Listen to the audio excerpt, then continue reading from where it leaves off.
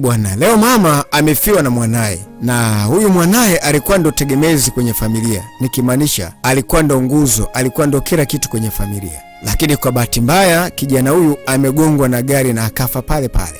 Jambo la kushangazwa, mama akaenda kumchukua mwanaye mochwari na akajifungia naye kwenye chumba, akawa hataki mwanaye afanyiwe maziko. Bwana, unahisi itakuwaje? Hii ndio picha yetu ya leo.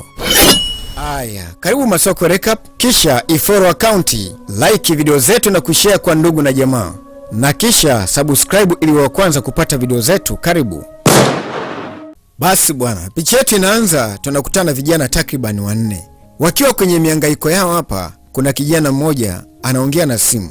Ni bwana mdogo ambaye amehitimu elimu ya juu na ni mtu ambaye amefaulu vizuri kwenye masomo yake, lakini kwa bahati mbaya amezunguka makampuni na makampuni, hakuweza kufanikiwa. Lakini leo anakuja kujibiwa na miongoni mwa kampuni moja ambayo aliweza kwenda kufanya interview kwamba amechaguliwa, na sasa anatakiwa kwenda kuripoti baada ya wiki moja. Na kuambia pale pale akajikuta anapayuka, anapiga kelele mpaka mtaa wa 10 wanasikia huko. Bwana, haikupita muda anakuja bosi wake anamuuliza, kuna shida gani wewe, mbona unapayuka namna hiyo? Hapa nimepigiwa simu sasa hivi na kuambia kazi ambayo nilikuwa nimetuma maombi, wewe imejibiwa. Wananiambia kwamba mimi nimepita, kwa wanataka nikaripoti. Basi nakwambia pale pale bosi akaanza kumpa kongole zake akimwambia hongera sana, ngoja nikimbie mara moja nikamwambia mama yangu na baba yangu. Basi nakwambia pale pale bwana mdogo akatoka na kimbia nyumbani kupeleka taarifa kwa baba yake na mama yake. Lakini kwa bahati mbaya maskini ya Mungu akagongwa na gari pale pale, ikabidi mama na dada yake wakimbie kwenda kuona hali yake ikoje. Na kuambia bwana mdogo alikuwa na furahi kuja kumwambia baba na mama yake kwamba amepata kazi sasa, lakini kwa bahati mbaya amegongwa na gari.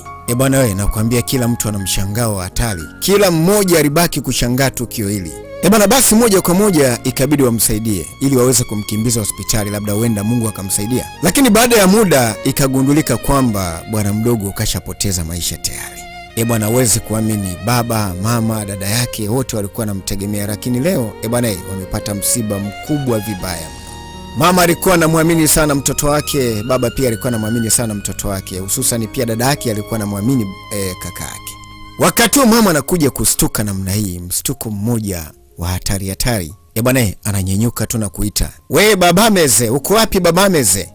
Basi baba anasema niko huku na kuletea maji mke wangu. Niambie. Anamwambia twende hospitali tukamchukue mtoto wetu kabla hajaweza kumpeleka mochwari. Baba anakuambia kabaki anashangaa eti waende hospitali wakamchukue mtoto kabla hawajaweza kumpeleka mochwari. Baba anasema jamani, mke wangu Haris, mtoto wetu kasha kufa tayari. Anasema kwamba Chisoma ameenda kule na baada hapo akaambiwa kwamba mtoto wako kasha kufa, kwa ina haja tena. Kaambia tafadhali wataweza kumpeleka mochwari, na kuomba tafadhali kabla hujampeleka mochwari twende tukamchukue mtoto wetu. Unakumbuka aliweza kuniahidi kwamba ataweza kuondoa umaskini katika nyumba yetu Eti nikuulize baba watoto, je, alishawahi kukudondosha hata siku moja Wakati huo nakwambia mama anataka kwenda kumrejesha mtoto, lakini baba anasema hapana, mtoto wetu kashakufa tayari. Ikabidi mama akaanza kumuita Chiso pale pale, bibi yetu namuita Chiso. Kaondoka zake kamwacha baba pale, anataka kwenda kumchukua mtoto wake wa kike ili waweze kuelekea huko hospitali.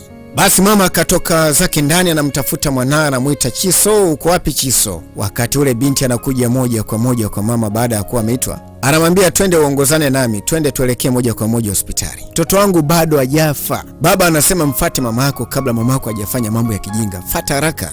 Bwana pale pale mtoto ikabidi akaanza kumfuata mama kwa nyuma namna hii. Mama anaelekea zake moja kwa moja hospitali, aamini kama mwanae kafa. Haya basi mambo ilikuwa namna hiyo. Baada ya muda mama si akaenda kumchukua mwanae bwana, akamrejesha nyumbani. Wakati huo baba anakuja kwenye chumba hiki, anamwambia tafadhali mke wangu unafanya nini ati? Mama anasema mimi hapa namtengeneza mwanangu. Kwani wewe uone unaniuliza maswali wakati unaona anachokuwa nakifanya kwa wakati huo? Mimi namtengeneza vizuri mwanangu Baba anasema hakika unafika mbali unajua. Mama ikabidi ageuke kuweza kumtazama baba. Baba anasema tafadhali, hebu tumchukue kijana wetu tumpeleke mochwari tafadhali. Na kuomba tafadhali, mtoto wetu kashakufa, tumpeleke mochwari wakamuhifadhi. Mama anamwambia, "Wewe unaongea nini papa mzee? Unaongea nini papa mzee? Mimi mtoto wangu hajafa unajua? Yaani umekuwa ukirudia mara kwa mara, mochwari. Nani kafa huyo?" Nakwambia kila mtu mtaa wote, kila mtu mtoto wangu kafa, mtoto kafa, na wewe pia unawaunga mkono. Mimi mtoto wangu hajafa. Bwana mama anasema hapana, yeye hawezi kufa. Na kuambia baba akachoka, ikabidi akakaa zake pale. Eti mimi mtoto wangu anaanzaje kufa Kwa nini unaongea maneno hayo lakini Kwa nini? Kwa hiyo umesahau kila kitu alichoweza kukuambia kuhusu mimi, si ndio? Unakumbuka aliniambia kwamba mama, nitakufuta machozi yako, mama, nitakujengea nyumba, mama, nitakununulia gari. Bwana huku nakwambia baba mtu nakwambia hataelewi. Anamuona kama mke wake kapagawa hivi. Mama anamwambia mwanae, anamwambia tafadhali mwanangu, lala tu, hata usijali lala upumzike mwanangu Kesho ni siku ya kazi mwanangu, kwa hiyo lala upumzike. Anasema kama kuna mtu amekata tamaa, lakini mimi sijakata tamaa juu yako. Nakwambia nitakaa hapa nikusubirie mpaka uweze kuamka. Wakati huo baba anamtazama mkewe tu namna hii, maskini ya Mungu. Anaona amekuwa matatizo mazito haya. Basi hakika baba aliweza kuondoka. Mama anasema ngoja nikafunge mlango asije akaingia mtu yeyote humu ndani. Nakwambia sitaki mtu yeyote kuweza kuingia katika chumba hiki. Nakwambia mama kavurugwa, hataki kusikia neno la mtu yeyote kama mtoto wake atikafa. Taratibu mama aliweza kusogelea mlango namna hii, na baada hapo alianza kufunga taratibu namna hii. Hataki mtu yeyote kuweza kuingia. Basi mama amefunga mlango, akigeuka na muona mwanae kalala pale. Bwana nakwambia mama anapata machungu vibaya, moyo wake unamuuma akimuona mwanae yuko pale. Bwana mtoto aliweza kumwahidi mama kwamba ataweza kumfuta machozi, ataweza kumnunulia nyumba, na aliweza kumwahidi kwamba ataweza kumuondolea umaskini kwenye maisha yake. Bwana upande wa pili nakwambia binti pamoja na baba wanabisha mlango, lakini mama akajifungia ndani, hataki kufungua mlango kabisa. Mambo yamekuwa ni mazito. Aris amejifungia ndani akiwa yeye na mwanae, hataki mtu yote kuweza kuingia ndani, maana mama anaamini kabisa kwamba akiacha mlango wazi watamchukua mtoto na kuweza kumpeleka mochwari. Bwana limekuwa si jambo la kawaida. Siku zote anajulikana kwamba mtu akifariki lazima apelekwe sehemu husika, na ndipo waanze kuandaa utaratibu wa kwenda kumstiri, lakini leo inakuwa tofauti. Mama anamkumbatia ndani kwenye chumba na anajifungia naye. Mama akavurugwa, hataki kuweza kusikia neno kutoka kwa binti yake wala kwa mume wake, hususan pia kutoka kwa majirani. Hataki kusikia chochote kuhusiana na mwanae. Bwana basi huwezi kuamini, mama analala na maiti ndani. Ni asubuhi na mapema, mama ndo kwanza anapata kuweza kuamka. Amelala upande huu na maiti imelala upande huu. Na kuambia mama amegoma kabisa kuweza kuitoa maiti ili iweze kuelekea huko mochwari. Ni asubuhi na mapema, ndo kumekucha, ndo kwanza mama anajinyosha namna hii. Arapiga zake miao, unajua tena ukitoka kuamka, arapiga jicho, anamuona mtoto wake amelala pale. Basi hakika alijivuta, na baada ya hapo anamwambia mtoto wake, habari ya asubuhi. Natumai usiku wa leo umelala vizuri mwanangu Nakwambia imani ya mama inamtuma kwamba mtoto wake bado yu hai. Araamini mtoto wake hajafa, araamini mtoto wake ni mzima. Najua utakuwa na njaa, maana toka jana hujala chochote. Basi ngoja nijikaze nikaandae chakula kwa ajili yako. Basi mama hesabu zake ni moja tu, anahitaji kuweza kuingia jikoni kwenda kuandaa chakula kwa ajili ya mtoto wake, maana ana imani kwamba mtoto wake bado hajafa. Ngoja nikaandae chochote kwa ajili yako, hata usijali, narudi muda huu. Basi hakika mama alijivutavuta pale, anahitaji kwenda kuandaa chakula kwa ajili ya mwanae. Bwana kumbuka toka jana hajaweza kuonana na familia yake, nikimaanisha mwanae wa kike pamoja na mumewe. Haya basi bwana akitoka kwenye chumba namna hii hawezi kuacha mlango wazi. Bwana anajivuta namna hii, anafunga mlango, hana haja ya kuacha mlango wazi, maana ana imani kabisa kwamba kuna mtu anaweza kaingia. Kwa hiyo anafunga kabisa na ufunguo. Basi bwana baada ya muda mama alienda kuandaa chakula kwa ajili ya mwanae. Ananyata taratibu namna hii, anamkimbia baba na anamkimbia mwanae wa kike, kisha anatoa funguo namna hii. Taratibu namna hii anafungua mlango kwa ajili ya kuweza kumpelekea mwanae chakula. Bwana anafungua mlango huku ananyata taratibu mdogo mdogo namna hii ili asije akagutukiwa. Bwana kisha anaingia zake ndani namna hii kwenye chumba alichoweza kuweka maiti ya mwanae. Taratibu anamsogelea mwanae, anamwambia tafadhali, chakula nimekuletea, amka na ule. Ameandaa chakula chake pala, anamwambia tazama, hiki ni chakula na maji ya kunywa. Mezem, amka basi. Anamwambia tafadhali, amka na uweze kula. Unajua tena toka jana hujala chochote. Anasema japo umepata ajali, tunajua kabisa kama umepata ajali, tena ni ajali mbaya, lakini sasa amka basi, nimekuandalia chakula mwanangu. Tafadhali nakuomba uweze kumsaidia mama yako Embo amka basi. Tafadhali nakuomba uweze uamke na uweze kula, na baada ya hapo urudi kulala. Na kama bado utakuwa unajisikia vibaya, basi nitaweza kumpigia simu meneja wako nimwambie kwamba leo hutaweza kwenda kazini. Bwana kama unavyojua ukifa ndo umekufa. Tunazaliwa mara moja na tunakufa mara moja. Na kuambia mama kavurugwa. Kaambia tafadhali mwanangu, amka tafadhali mwanangu, amka. Basi bwana mambo iko namna hiyo. Mama anakuambia anavurugwa, kichwa kinamgonga. haamini kilichoweza kumtokea mwanaye, japo anaamini kwamba mwanaye kalala tu. Lakini ndio hivyo tena, mwanaye kasha kufa, tuko naye huyo. Basi nakwambia mama alibaki kulia tu. Baada ya muda, hatimaye sasa baba naye anamvizia mkewe. Baba anafika kwenye mlango, anakuta mlango umefungwa, huwezi kufungua na ukaingia. Bwana, baba anachoka, maana ndani kuna maiti na huu si utaratibu. Aliendelea kubisha hodi pale akimuita mkewe, Aris, fungua mlango tafadhali mke wangu. Nakwambia baba anapiga chafya, harufu imeshaanza kuja tayari. Bwana, kumbuka maiti iko ndani, kwa sasa harufu imeshaanza kuja tayari, maana tayari mwili umeshaanza kudikei, umeshaanza kuoza. Tafadhali Aris, fungua mlango tafadhali. Haya basi, mambo ilikuwa iko namna hiyo, lakini mama akajifungia ndani. Mama hakutaka kuweza kufungua mlango katu. Tunarudi moja kwa moja upande wa pili. Mwenye nyumba leo kaja nyumbani. Kumbuka huyu ndiye baba mwenye nyumba. Basi hakika wanatoka ndani tu, mwenye nyumba anamwambia baba akae pale, ana neno la kuweza kuongea naye. Bwana, baba anashangaa, mapema asubuhi yote kuna nini? Bila shaka kila kitu kiko sawa. Anamwambia, utaniambiaje kila kitu kiko sawa? Harufu yote unaisikia hapa, niseme kwamba mambo ni mazuri? Bwana, pale nakwambia baba akanyong'onyea. Onyema, ngoja nikuulize, huo mwili wa marehemu unafanya nini huko ndani? Bwana, baba akageuka akamtazama binti yake wa kike. Anasema kwamba wapangaji na kuambia wanapiga kelele kwa sababu yako wewe. Hebu niambie tatizo nini? Mimi nakuuliza, huo mwili wa marehemu unafanya nini huko ndani? Bosi. Anasema sio mimi, ni mke wangu Aris.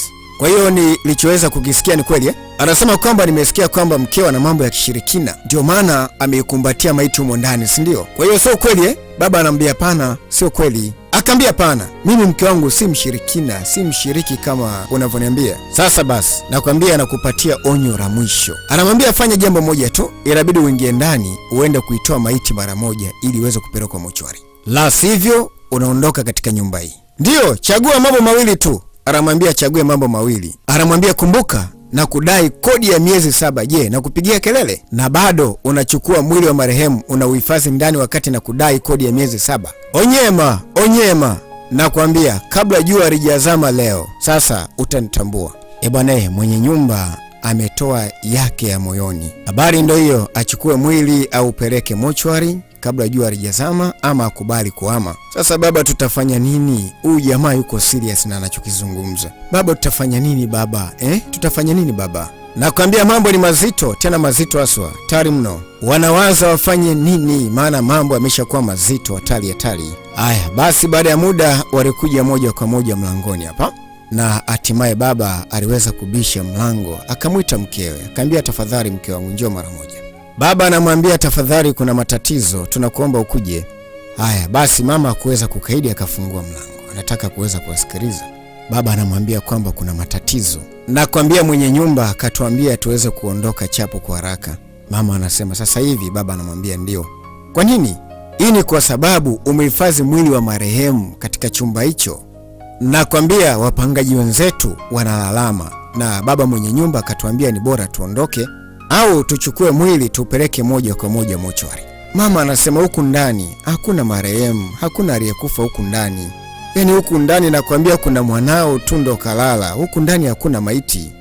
Basi hakika akaambia kwamba nimekaa huko na mtoto, lakini mtoto hajafa, mtoto kalala tu. Basi baba anamwambia kwamba mimi mwenyewe pia nimemwambia mtoto wetu hajafa, lakini amekataa, hata hajataka kuweza kunielewa. Ikabidi baba aweze kumuunga mama mkono ili kuweza kumlainisha kidogo. Hebu niambie baba mwenye nyumba yuko wapi? Nahitaji kuweza kuongea naye. Basi wanamwambia kwamba yupo nje. Mama anasema ngoja niweze kwenda kuongea naye mara moja. Basi hakika mama anatoka, anataka kwenda kuongea na baba mwenye nyumba. Wakati huo baba anamkonyeza binti yake, huenda kuna mpango alikuwa amekwisha kuweza kupanga tayari. Wanafika hapa wanakuta baba mwenye nyumba hayupo. Mama anauliza yuko wapi? Kumbuka kule ndani mlango umeachwa wazi. Kila mtu ni kama anashangaa. Baba, binti wanashangaa kwamba walimwacha hapa, bahati mbaya hayupo, inakuwaje? Baba anasema nadhani atakuwa ameenda kwake kwa sababu alikuwa na hasira. Anakuwa na hasira za nini wakati mtoto wangu hajafa jamani? Baba anasema mimi mwenyewe pia nimemwambia kwamba mtoto wetu hajafa, nimemwambia hivyo. Basi hakika mama anasema ngoja nimfuate nyumbani kwake kule nikamwambie. Basi mama na baba wanatoka, wanamfuata baba mwenye nyumba. Wakati huo sasa baba kumbe kashatengeneza mchongo na mwanae. Haikupita muda binti akaenda kuwaleta wazee wa Ngwasu. Moja kwa moja wanazama kwenye chumba cha marehemu namna hii. Bwana, lengo likiwa ni moja tu, kuweza kuichukua maiti ili wakaweze kuizika. Haya basi, chapu kwa haraka namna hiyo kama kawa kapambania kombe pale. Kumbuka baba na mama wameenda kumuomba baba mwenye nyumba kwamba mtoto wao hajafa.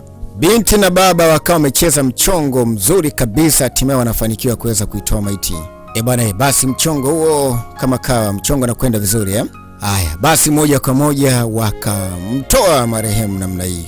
Bwana, chapu kwa haraka basi mchongo ukawa umekwenda vizuri na hawakuweza kugutukiwa hata kidogo. Bwana, nakwambia uwezi kuamini, baada ya mama kuweza kurudi kutoka kule kwa baba mwenye nyumba, nakwambia mama anarudi kwenye chumba, anakuta chumba kitupu, mtoto wake hayupo, kashabebwa tayari. Bwana, hii kitu ilimuumiza mama, nakwambia mama alibaki kulia tu na kupiga kelele. Nakwambia mama alibaki kuteseka tu, alimpenda sana mwanae. Haya basi, bwana, mchongo ulikwenda vizuri na hatimaye marehemu alienda kuzikwa, na ni siku nyingine sasa. Nakwambia uwezi kuamini, baba na uzee wote anaingia mtaani kwenda kusukuma mikokoteni ili apate chochote kitu kwa ajili ya familia. Bwana, basi mama alianza kuzoea mdogo mdogo, japo akijikaza, lakini hamna. Akimkumbuka mwanae, kumbukumbu zake zinarudi. Akiwa zake hapa anasema ngoja nimsubirie mwanangu akija tu nitamwambia mambo yangu yote. Ana imani mtoto wake atarudi, ana imani mtoto wake labda atakuwa ameenda somewhere. Bwana, tunarudi moja kwa moja upande wa pili. Kuna baba mmoja alikuwa amekaa kwenye gari. Bwana, mara akasikia kuna kitu nyuma kimelia ngaa. Ai, baba anakuambia amegonga gari kwa toroli. Toba, kachoka mwenyewe mpaka kapitia gari. Anasema nimegonga gari kwa bahati mbaya. Unajua nilikuwa nimechoka, nisamee bure tu. Wewe unasemaje mzee? Nani kakwambia uchune gari yangu? Kwa hiyo ukichoka unakuja kuburuta gari yangu, si ndio? Na kuuliza yuko wapi, ulitegemea uzeeke ndio uanze kufanya kazi za vijana? Baba anasema nisamee sana mwanangu, nimefanya makosa, nisamee bure tu. Unasema nikusamee eti bahati mbaya umechuna gari yangu bwegewe? Bwana, arampa mabaya. Wakati ule kuna gari moja inakuja na baada ya hapo ikasimama kwa nyuma kidogo namna hii. Wakati huo kuna mwamba anatoka kwenye gari, anachunguza tukio A to Z. Na akwambia jamaa kawa mkali huyo hatari. Hebu acha bana. Tatizo nini huko sawa kweli wewe? Una shida gani? Kachuna gari yangu mzee huyo. Una tatizo gani? Hivi uone kama huyu ni mzee Nakwambia hapa inahitajika ₹1.5 kwenda kupiga rangi hapa. ₹1.5. Nakwambiaje? Kama hutaweza kunipatia ₹1.5, unaenda kulala lock up mama yangu. Nakwambia nipatie ₹1.5 hapa kama una na kupeleka selo unaenda kulala. Kwa hiyo ₹1.5 ndio unapiga kelele kama vile hujawahi kuionaga ₹1.5 Hebu niambie gari yako ni ya thamani gani? Mwamba anasema kama nataka niweze kuinunua. Nakwambia umeona hii gari yangu ni ya gharama. Nakwambia gari yangu ni ya moto. Hii ya mwaka wa kwenda. Hii gari nimenunua $23,000. Pamoja na ukarabati na vinginevyo ikagharimu $25,000. Bwana, mwamba akavuta simu kama kawa, anamwambia nipatie namba yako. Mimi sihitaji kuweza kurudia, niambie namba yako ni ipi, nataka nikutumie pesa. Nakwambia mwamba anashangaa. Basi kabidi alianza kuitaja namba pale 22 00 045211. Bwana, mwamba akataja namba yake pale. Jamaa anamsendia mkwanja. Jamaa akasoma jina pale, unaitwa Obina Isiaki, si ndio? Akaambia ndio jina langu. Bwana, mwamba akafanya muamara pale. Anaambia kwamba nikutumia $30,000. Jamaa ikabidi akachukua simu pale aweze kuhakiki kama kweli jamaa limetuma pesa. Anamwambia fanya chapo kwa haraka, nipatie kadi ya gari. Jamaa anacheki muamara pale kwenye simu kama umeingia. Nisha kuwekea hela kwenye akaunti yako, lete kadi ya gari mara moja. Mwamba atakuwa mbishi, ikabidi aje kuchukua kadi ya gari chapo kwa haraka mpatie mwamba. Haya basi mwamba ikabidi akachukua kadi ya gari namna hii. Lengo ni kuweza kumpelekea bwana mkubwa. Maana tayari kashauza gari kudadeki $30,000. Haya, baada ya kuchunguza akagundua kwamba ni kadi ya gari yenyewe OG. Akamwambia ondoka sehemu hii. Alivyotaka kusepa tukamwambia embu subiri, njoo kwanza tujamalizana bwana. Haya, ufunguo wa gari uko wapi? Fanya chapo kwa haraka nipatie. Haya, basi ikabidi mwamba akachukua ufunguo wa gari akampatia bwana mkubwa namna. Hatujajua jina lake anaitwa nani mwamba na ametokea wapi hatujui. Wakati ule bwana mkubwa akaambiwa kwamba nataka nichukue kiredio changu bwana. Unajua tena mimi nimekuuzia gari tu bwana, sijakuuzia kiredio. Jamaa akamsogelea akaambia unahisi labda mimi natania, si ndio? Takupiga mabao wewe, hebu ondoka mara moja. Wakati ule nakwambia jamaa amesimama tu anamtazama bwana mdogo namna anatamani amfumue vibaya mno. Haya, baada ya muda mwamba akachapa raba kama kawaida. Akashauza gari yake kwa $30,000, mwamba akalipa keshi pale.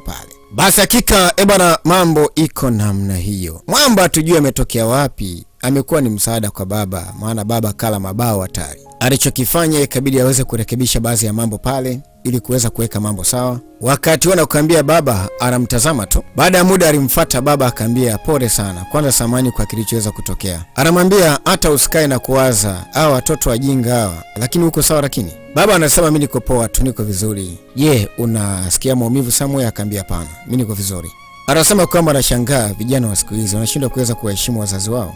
Basi baba alimwambia akaambia okay, nakushukuru sana mwanangu. Alichokifanya akachukua funguo akampatia bwana mkubwa. Huyu mzee anamwambia kwamba kamata funguo, hii ni gari yako. Baba anashangaa hii imekuwaje kwaje? Nakwambia baba kuamini akapiga magoti pale pale. Natosha mzee, natosha mzee, tafadhali bana, hebu unyenyuka bana, nyenyuka. Nakwambia baba anatamani alie, anatamani kupiga kelele. Bana, anamwambia tafadhali unatia aibu. Kumbuka hapa ni barabarani, watu wanaweza kukuona, hebu amka bana. Leo nakwambia baba akaokota mchungwa kwenye muembe. Mbona patamu hapa?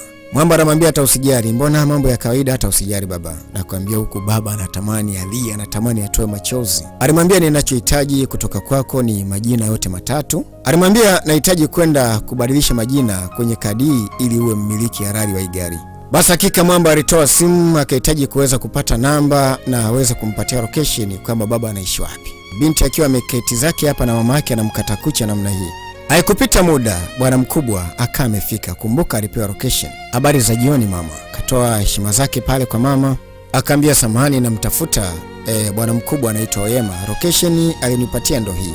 Binti anamuuliza natumai hakuna shida si ndio? Bwana mkubwa akaambia ndio, hamna shida yoyote. Anasema jina langu naitwa Akumeze Obika, lakini wengine wanapendaga kuniita Mzee. Mama kusikia tu hilo jina la Mzee akajua ndo mzee wake. Mungu wangu. Mama, hebu acha kumdhalilisha huyo mama. Huyo si Mzee. Mama akaambia hapana, huyu ni mwanangu. Huyu ndiye mwanangu mwenyewe. Huyu ni mwanangu mwenyewe japo anaonekana tofauti bwana, ikabidi binti atoke mara moja kwenda kumuita baba, maana anaona kama manjegeka fulani huku nje. Ana jina la ndugu yake, kaka yake marehemu Mzee. Basi wakati ule sasa babando kwanza anakuja anamkuta bwana mkubwa huyu hapa. Mama anasema mtazame mwanangu nilikwambia kwamba mimi mwanangu hajafa. Umemwona Unakumbuka nilikwambia kwamba mtoto wangu ameenda kutafuta. Ndo karudi sasa, yuko nyumbani hapo. Jamani mwanangu kipenzi, hebu njoo kae, njoo kae hapa mwanangu, njoo. Nakwambia mama kavurugwa, anamvuta mwanae ili aweze kuketi naye upande wa pili. Anamwambia na akuje pale wakae naye karibu. Sasa mama hataki kumwacha hata kidogo. Umeona nilichowaambieni kama mtoto wangu ni mzima? Mmemwona mtoto wangu karudi nyumbani sasa. Bwana nakwambia baba na mtoto akabaki kutazamana tu. Ikabidi baba awe mpore tu, anamwambia mke wangu, hebu nenda basi ndani, nenda kaandae chakula kwa ajili ya mwanao Mzee. Basi hakika mama ikabidi anyenyuke pale kwenda kuandaa chakula kwa ajili ya mwanae. Basi bwana baba akapata muda wa kuweza kuongea na kijana huyu baada ya kuwa mama ameenda ndani sasa. Na kisha baba ikabidi akaweza kuomba samahani kwa kile kilichoweza kutokea kwa mkewe. Kaketi zake pale, lakini mama anamwambia hata usijali, iko sawa tu baba.